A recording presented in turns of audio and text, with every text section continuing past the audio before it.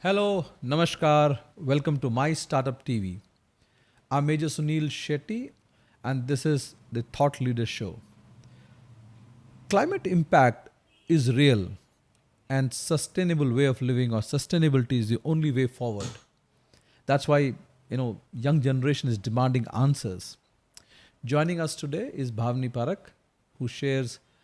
She's the founder of Bunko Junko. She shares insights and on sustainability, innovation solutions, and practical approach to drive meaningful environmental impact and social change. Bhavini, welcome to the show. Thank you. Thank you. Thank you, Uh, Sunil. Bhavni, you are founder of Bunko Junko, which is one of the first registered by the government of India or recognized by government of India. Could you talk about your, startup? What does it do, and how is it creating impact, on ground? Yeah. So first of all, thank you very much for doing this because this helps to create a more awareness about the sustainability, circularity, and it is a need of our. So really, I'm grateful to you and also to the audience, those who are looking for learning and knowing more about this thing. So let me introduce myself. I'm Bhavini Parikh, founder of Bunko Junko. I founded it in 2019. So I'm in a fashion industry for more than 34 years. And earlier I used to do the white surface ornamentation, then white labeling, and then started my brand in 2019. So what happens during this time when we were used to do the white labeling and all that things, we also know lots of the textile scraps which is created during the manufacturing process, maybe misprinting and so many things, right? So textile industry is the second most polluting industry in the world. And this all textile, what we are cutting it and everything, it actually goes to the landfills and everything, right? So that at that time, when just I was Googling it, and at that time it was pop up textile is the highest polluting industry in the world. And I said, what? I'm in this field and I don't know about this much. Then I started learning more about it and I came across startup idea to share. Then I shared my startup idea to the IIT Nagpur, and then I was selected among them. Then I've started more deeply learning about all that things. And like the Bunko Junko came up. Bunko is the art decoration creation, and Junko is from the junk. So it is little bit funky Zen Z type name. So people loves it. Everyone is always curious. Ki, what's the meaning of Bunko Junko? So this way it is. We are connecting more with the young generations and all of that. And what we do, we get the scraps from the manufacturing unit and convert it into the different products, garment, home furnishing, accessories, and many more. So we were also awarded by the IKEA Foundation, Edenflea, and Seed as a climate catalyzer runner-up, and we got the grant money. 5,000 euro. Then before that, I was in 2019 when I had started my idea. At that time, we are also awarded by the Visa credit card company 5,000, $10,000 prize money in with the I Fund Women's. And then like this always all this has pushed me more towards my mission and all that things. And I stopped doing this white labeling and everything and started my own brand. And we are doing online as well as we are doing during that time we are mostly doing the exhibitions and all that things. And Bunko Junko is not only about the environmental sustainability, but it is also woman empowerment. It has created lots of the social impact. So in the Bunko Junko, we were training the women all over the India level. We have the train the women in Dharamshala, in Himachal Pradesh, in Gujarat, in Patna, then in Mumbai Rescue Home Shelter Home, Junain centers. We work with so many women to create more awareness about the sustainability and help them to generate livelihood by upcycling the textile waste. So textile waste we use in the Banko Janko, especially we use the pre-consumer textile waste. But upcycling is about pre-consumer as well as a post-consumer also. And just now we have also started our first store in a upcycle fashion store in Mumbai, in Andheri. So like this, our journey is from starting very step by step and doing our best whatever we can. Well, that I remember when you started. In fact, some of you and us started together. My Star TV also, started in 2019, and we remember you were one of those early guests. We had on our show, on our founder talk show. So, in your experience, what are the most effective levers for scaling sustainability initiative, in organizations? So for creating the sustainability in any organization, that should be the triple impact. It has to be the triple impact, like the environmental responsibility, then woman empowerment, economical viability, and of course the in the Bunko Junko we are filtered through all these steps. So like this, if any organizations, they have to more focused on the sustainability, and supporting the causes, with the like small startups, and everyone are doing some things or the other things in the sustainability. Support them, create more awareness in your institute, like we also do the workshop with the many brands, many companies, for the sustainability. We do the workshop for the, I can't name them, but for their employees we do lots of workshop to create the awareness and all that things. So like that, they can create the awareness in sustainability. They can take like taking the workshops, then like gifting or many events to be more sustainable and all that things. And for them, adapting is a very challenging, because sometimes they feel it is not easy, maybe financially not be viable, and then maybe there is a problem regarding this thing. So yeah. Any emerging technologies or business model or even cross sector collaboration that you believe will be a game changer for achieving sustainable goals, over the period of next 5 or 10 years? So see, nowadays so many technologies are coming up, right? Like in recycling, upcycling, and so many technologies are coming up.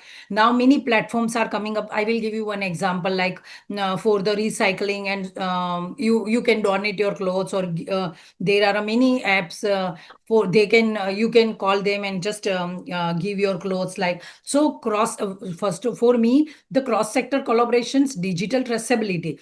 Main important is the digital traceability. Who made your clothes? From where you? From what is the impact? Like from the fiber to the fabric, there are so many impacts, from the carbon emission creations to the social impact and all that things. And circular businesses models will be the biggest game changer in the next decade. What you know what have you been, what has been the most persistent barrier? Is it the culture, financial regulators you have faced while implementing sustainable projects, because you've been working, at different levels, especially with the government, and what strategies have you used to overcome them? If we will talk about the barriers and everything, so biggest barriers is the has been the perceptions that waste is not the premium. That is the biggest perception, right? We overcome it with a design solution, innovations, then storytelling. I myself wear that garments, and the people love it. Like that, we have tried our best things. How we can change the perceptions about the waste, and building the aspirational products. So like that is the most important things. And how have you managed stakeholders alignments, both internally, whether it is when working with the government, or externally, with working with communities, because you work a lot with communities, the NGOs. uh, can you share a case, a case study or something where alignment was difficult and how you resolved it? So see, alignment needs the basic. What happens? Alignment needs the transparency, right? And shared purpose. Mainly, both of us purpose should be same. So, for example, while working with the brands, we found resistance around the design control, and we overcome it by co-creating the collections, making them part of the innovations, and like that. This way, make it we can be aligned with the stakeholders. And for the women's and everything, like in the training things, we can.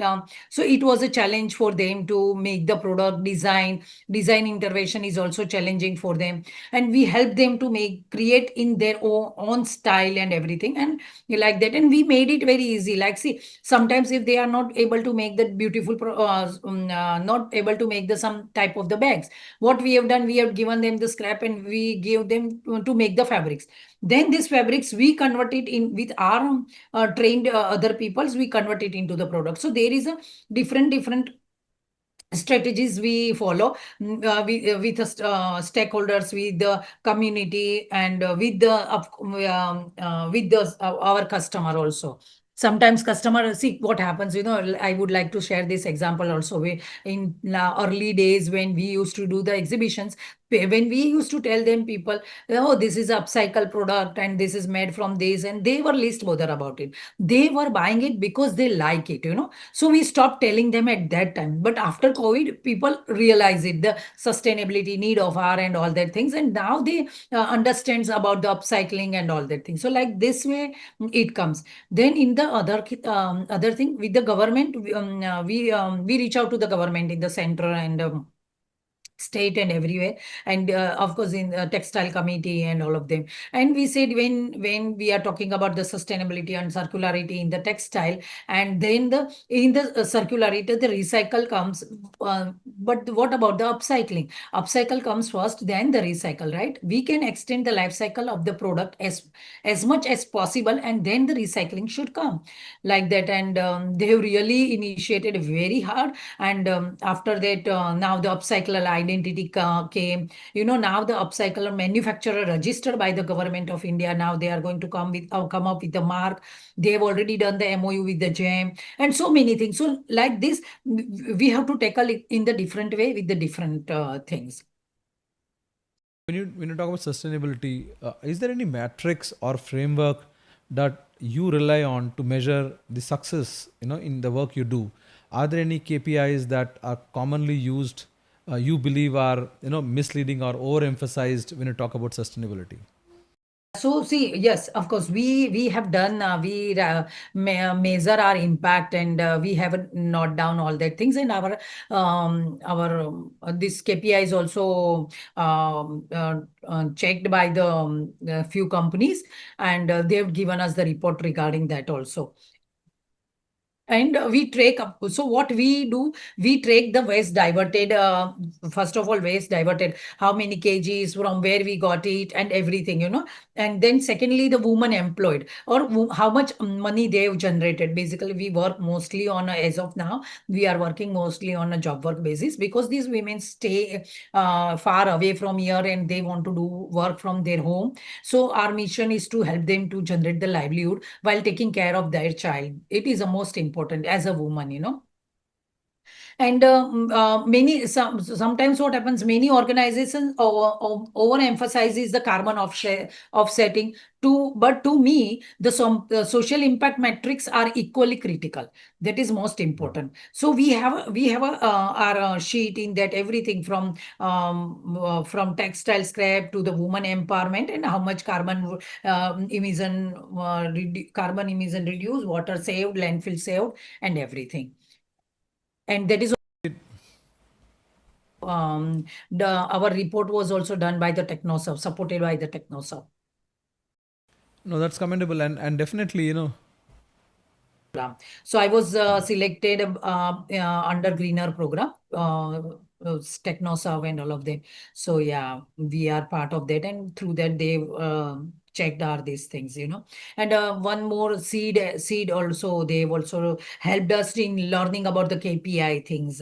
And IKEA Foundation, they also have this program. Under that, we have also trained about measuring and for the KPIs and all that things. So that all helps us. During this time, we also learned a lot, and every other people also supported us, or the organizations, and so many things. So whatever we are here today, because of that. So what changes? in policy or regulation do you think are essential to accelerate sustainability, especially in India? Are there any policy interventions that you had to navigate that surprised you? Yeah, so see, in last few months we are also discussing with the government, central and state and everything. Like, see, there is a strongly need of the policies, a few policies. And here one example I would like to share. So in last month I was in a UK. And there, what I observe that in the mainstream, like in a mall, in a main street, everywhere there is a upcycle, circular fashion stores like the resale stores or the donated stores. So many stores are there, different upcycle product, reselling, and all that things.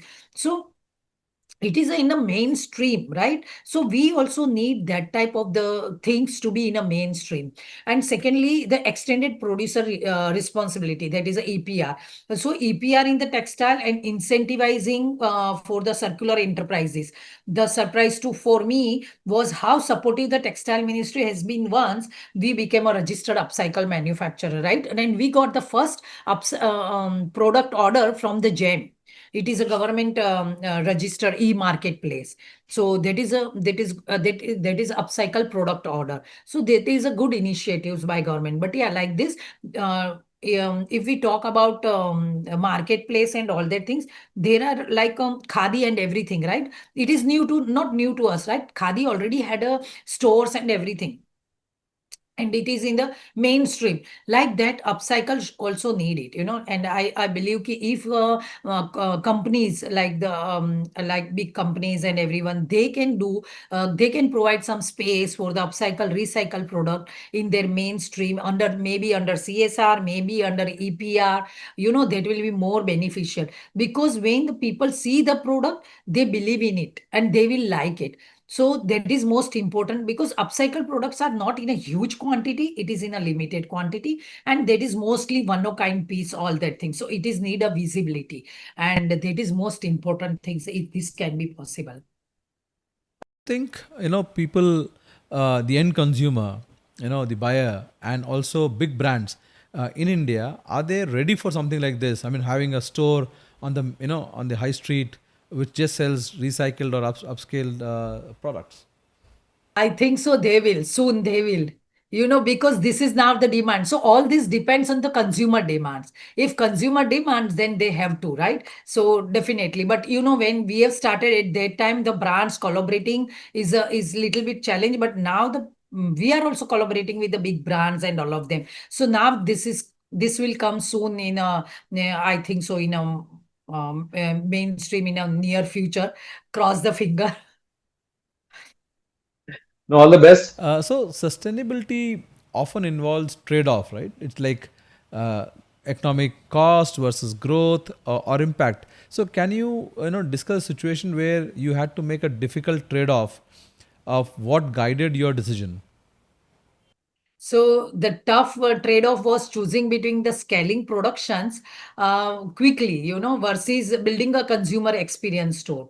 So it was a very big challenge for us also. I choose the store because building awareness and cultural shift matters more for long-term impact. So like this, we have started our first store, as I said earlier, in Andheri. So and I invite everyone to come and visit our stores.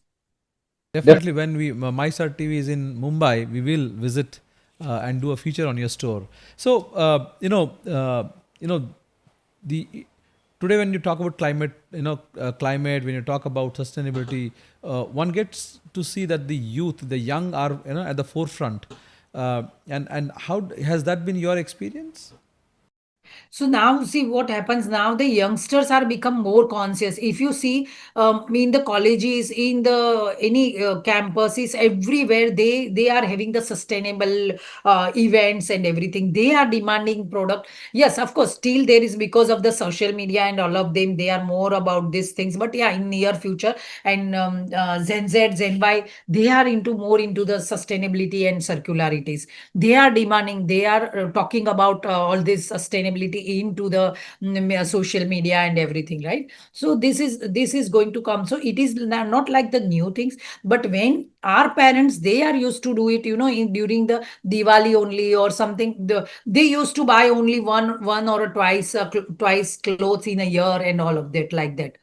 So now this next generation is going to be more conscious and more conscious about the sustainability.